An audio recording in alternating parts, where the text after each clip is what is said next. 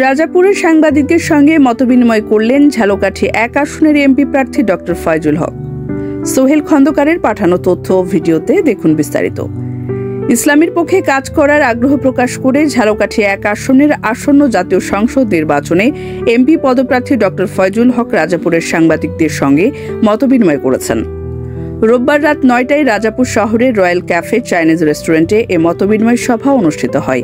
সভায় উপস্থিত ছিলেন রাজাপুর প্রেস ক্লাবের সভাপতি মোহাম্মদ মনিরুজ্জামান খান, সাধারণ সম্পাদক মোহাম্মদ খলিলুর রহমান, রাজাপুর সাংবাদিক ক্লাবের সভাপতি রহিম রেজা, সাধারণ সম্পাদক এনামুল হক, বাংলাদেশ জামায়াতে ইসলাম রাজাপুর উপজেলার আমির কবির হোসেন, নায়েম আমির ইউসুফ আলী, আবু সায়েম নেসার উদ্দিন সহ স্থানীয় বিভিন্ন প্রিন্ট ও ইলেকট্রনিক মিডিয়ার সাংবাদিক ও গণ্যমান্য ব্যক্তিবর্গ। সভায় ডক্টর ফয়জুল হক বলেন, আমি রাজাপুর ও কাঠালিয়ার মানুষের সেবা করতে চাই। আপনারা সাংবাদিকরা সমাজের দর্পণ, আপনারা সত্য তুলে ধরেন, তাই আপনাদের সঙ্গে মতবিনিময় করা খুবই গুরুত্বপূর্ণ।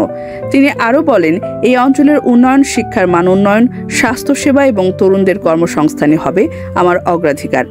নিজেকে জনগণের সেবক হিসেবে উল্লেখ করে তিনি বলেন, রাজনৈতিক অবস্থান নয়, জনগণের স্বার্থকে তিনি সবচেয়ে বেশি গুরুত্ব দেন।